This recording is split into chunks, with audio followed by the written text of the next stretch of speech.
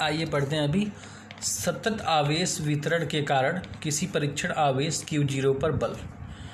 सतत आवेश वितरण मतलब कि आवेश का जो वितरण होता है वो असमान नहीं हो कि एक समान रूप से लगातार होता है, सतत हर जगह से बराबर बराबर।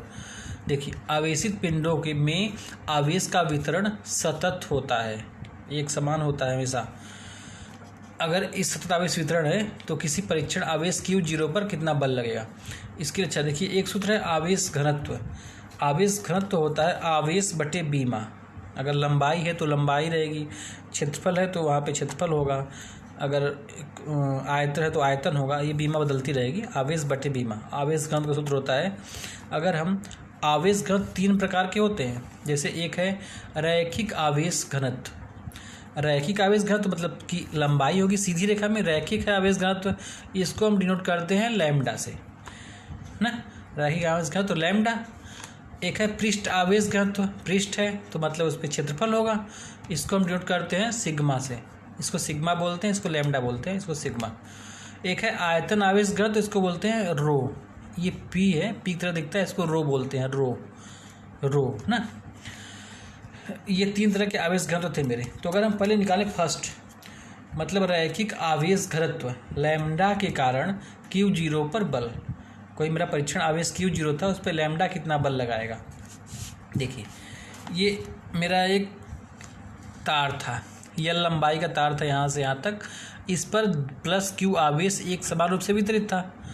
ओके फ्रेंड्स, हमने इस पर एक सूक्ष्म दूरी यहाँ से यहाँ तक की dl लिया, ये छोटी दूरी dl है। इसी के पास हमने एक आवेश रख दिया, परीक्षण आवेश Q0 रख दिया, Q0।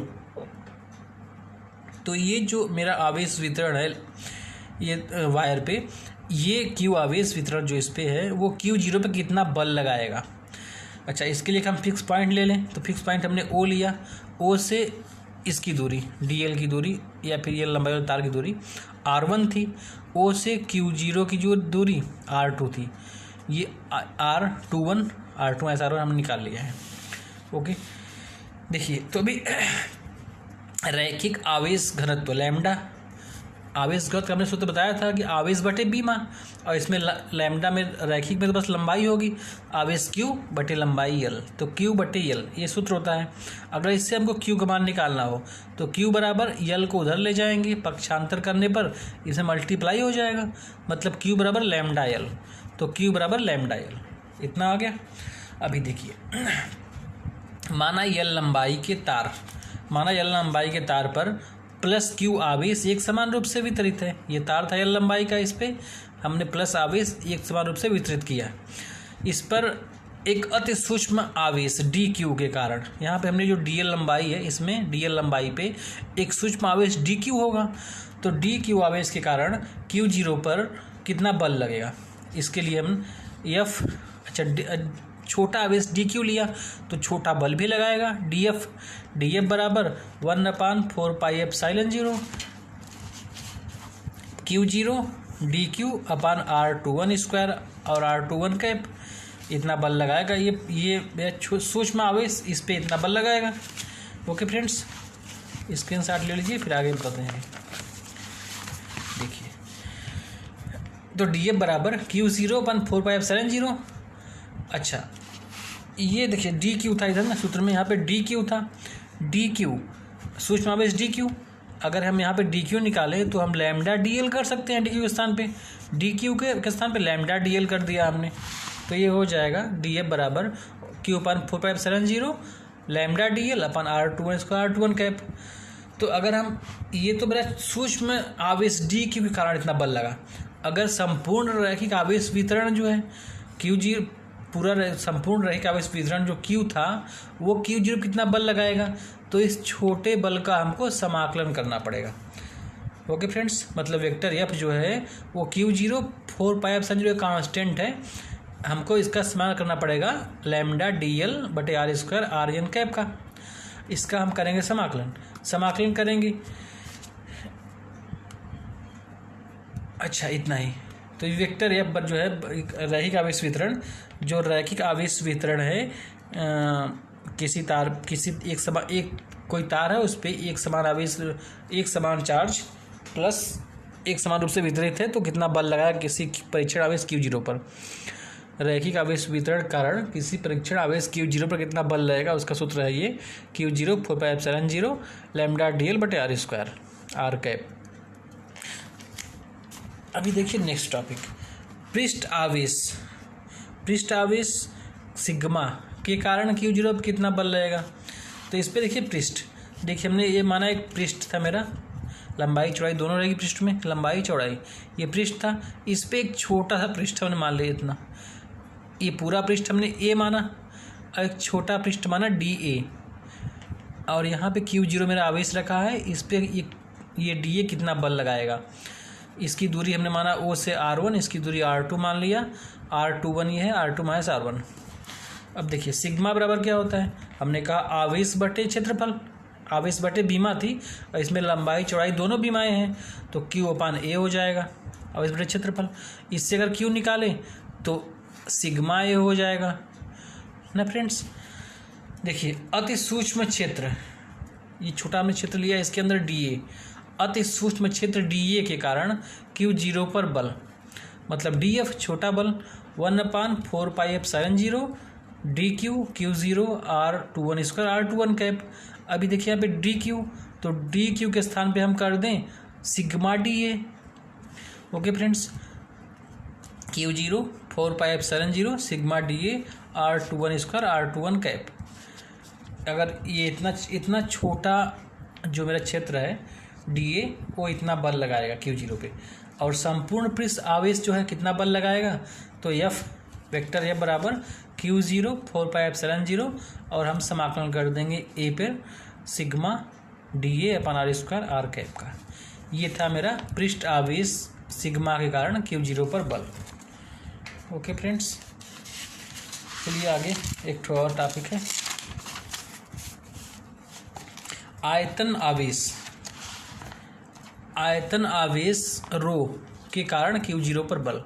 ये देखिए मेरा इतना आयतन था, इसमें हमने छोटा आयतन लिया dV, ये पूरा आयतन मेरा V था, छोटा आयतन में dV लिया, ये Q0 मेरा परीक्षण आवेश है, इसकी O से दूरी R1, O से दूरी R2 है, ये R2 माइनस R1 है।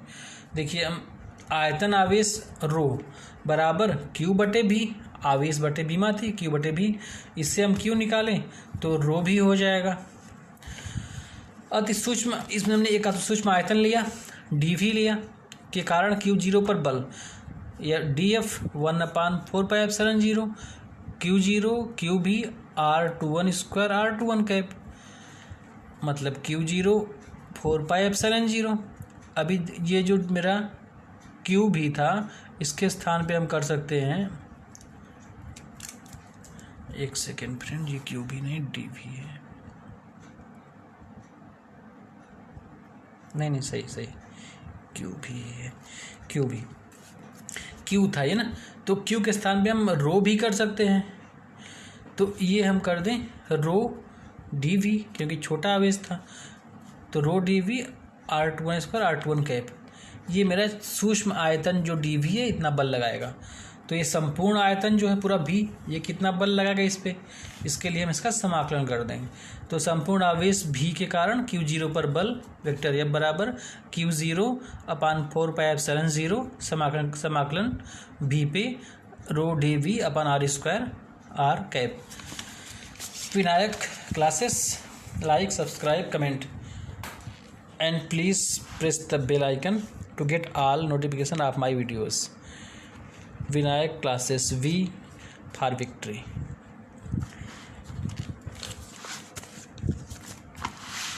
देखिए आगे हम पढ़ाते हैं आपको वैद्युत क्षेत्र।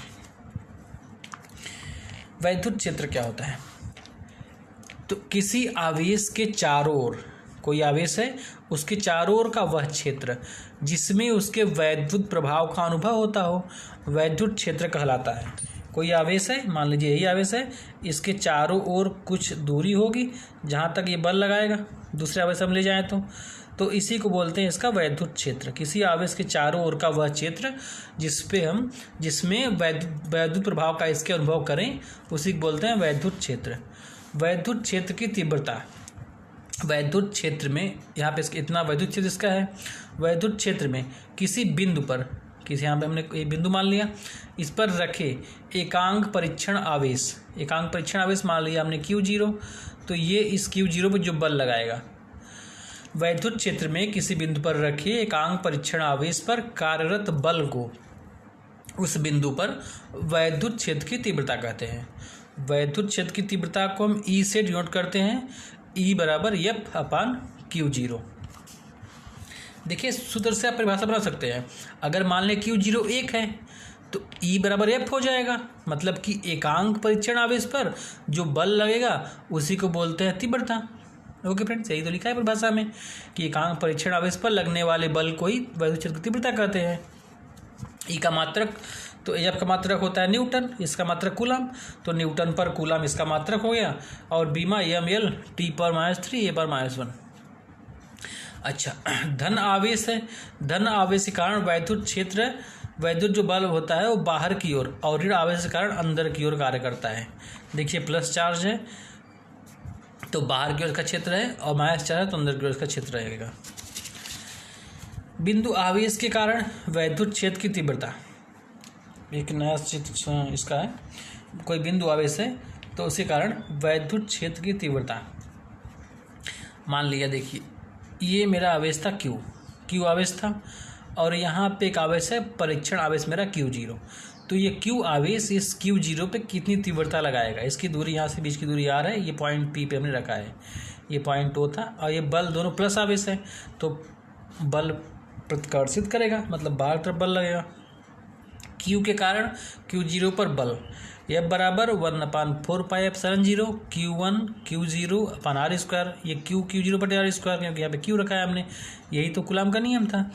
और हमने अभी बताया वैद्युत क्षेत्र की तीव्रता के लिए E बराबर होता है F/Q0, E बराबर F/Q0। तो इसमें मान रख दें तो Q0 कैंसिल हो जाएगा, मतलब E बराबर 1/4πε0 Q/r²। ये वैद्युत क्षेत्र की तीव्रता का सूत्र है।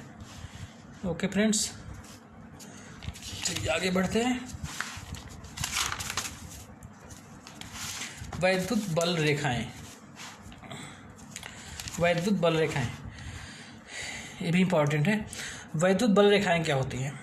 तो वैद्युत क्षेत्र में खींचा गया वह काल्पनिक तथा निष्कोण वक्र जिस पर एकांक धनावेश चलता है, उसी को बोलते हैं वैद्युत बल रेखाएं। ये काल्पनिक होती हैं, रियल नहीं है, और इन पे प्लस हमने कहा धन आवेश चलता है, मतलब धन आवेश के चलने की दिशा को प्रदर्शित करती है। वैद्युत बल रेखाओं के किसी बिंदु पर खींची गई स्पर्श रेखा, ऐसा वैद्युत बल रेखाएं जैसे ना, देखिए एक आवेश, ये एक आवेश, अगर ये माइनस आवेश प्लस आवेश है तो वैद्युत बल रेखाएं क्या होती हैं, हमेशा इधर से निकलेंगी इधर जाएंगी, ऐसे निकलेंगी इधर जाएंगी, माइनस से निकल के प्लस में आएंगी, माइनस से निकल के प्लस में आएंगी। ये वैद्युत आवेश। ओके फ्रेंड्स, माइनस से निकलती हैं प्लस में आ जाती हैं, अरे प्लस से निकल के माइनस में आती हैं वैद्युत बल रेखाएं। तो वैद्युत बल रेखाओं के किसी बिंदु पर खींची गई स्पर्श रेखा, जैसे यहाँ पे हमने अगर स्पर्श रेखा खींचा, ये बिंदु है, अगर हम इस पे स्पर्श रेखा ऐसे खींचे तो मतलब कि ये दिशा शो करेगी धनावेश के चलने की, तो धनावेश चलने की दिशा इधर रहेगी। तो वैद्युत बल रेखाओं किसी बिंदु पर खींची गई स्पर्श रेखा उस बिंदु पर धन आवेश पर लगने वाले बल की दिशा को प्रदर्शित करती है। जैसा पीछे बताया था हमने कि धन आवेश है तो बाहर की तरफ, ऋण आवेश है तो अंदर की तरफ। अगर एकल चार्ज है, एकल धन आवेश पर ये रेखाएं आवेश से निकलकर अनंत पर समाप्त होती हैं, और एकल ऋण आवेश पर ये रेखाएं अनंत से आकर आवेश की ओर समाप्त होती हैं, आवेश पर अनंत से आती हैं। वैद्युत बल रेखाएं होती हैं सदैव धन आवेश से निकलती हैं और ऋण आवेश पे समाप्त होती हैं। ऐसा बताया भी हमने, देखिए प्लस था या माइनस था, प्लस से निकलेंगी माइनस पे समाप्त हो जाएंगी। बल रेखाओं की संख्या आवेश के परिमाण के अनुपाती होती है, मतलब अगर आवेश कम है तो बल रेखाएं कम निकलेंगी, आवेश अधिक है तो बल रेखाएं अधिक निकलेंगी। देखिए ये एक आवेश था तो इसमें 2 ही बल रेखाएं निकली, 2 आवेश था तो इसमें 4 बल रेखाएं निकली हैं। तो आवेश की संख्या के ऊपर डिपेंड करती है बल रेखाएं। ये कुछ बल रेखाओं के गुण था, आगे देखते हैं बल रेखाओं के और गुण हैं। एक समान वैद्युत क्षेत्र में, एक समान वैद्युत क्षेत्र में बल रेखाएं जो होती हैं सीधी होती हैं, समांतर होती हैं। ये बल रेखाएं जो है सीधी है और समांतर है। दो बल रेखाएं जो होती हैं एक दूसरे को कभी नहीं काटती। ये इंपॉर्टेंट क्वेश्चन है, परीक्षा में पूछा भी है कई बार। दो बल रेखाएं एक दूसरे को कभी नहीं काटती, क्यों, कारण बताइए, ऐसा पूछता है। तो यदि दो बल रेखाएं एक दूसरे को काटेंगी तो जहाँ कटान बिंदु उनका होगा वहाँ पे दो स्पर्श रेखाएं खींची जा सकेंगी। मतलब दो स्पर्श रेखाएं खींचेंगे तो वहाँ पे दो बल की दो दिशा शो करेगी, जो एक ही बिंदु पर वैद्युत क्षेत्र की दो दिशाओं को प्रदर्शित करेगी, जो कि संभव तो है नहीं, क्योंकि एक ही बिंदु पर वैद्युत बल की दिशा एक ही होगी, दो तो होगी नहीं। देखिए ये एक रेखा थी मेरी फर्स्ट, ये एक रेखा थी सेकंड, वैद्युत बल रेखा, इन दोनों ने यहाँ कट किया तो हमने स्पर्श रेखा इस पे खींचा, तो इधर इसकी स्पर्श रेखा इधर F1 जा रही है, इस पे इधर से खींचा F2 इधर जा रही है, तो ये इस बिंदु पे इधर ही बल लग रहा है, इधर ही बल लग रहा है, ऐसा तो है नहीं। एक बिंदु पे बल हमेशा एक ही तरफ लगता है, इसी कारण जो बल रेखाएं होती हैं एक दूसरे को कभी नहीं काटती हैं। पास पास कितने भी हो जाए लेकिन एक दूसरे को काटेंगे नहीं कभी। Vinayak classes, Sandeep sir, V for victory. Like, subscribe and comment friends.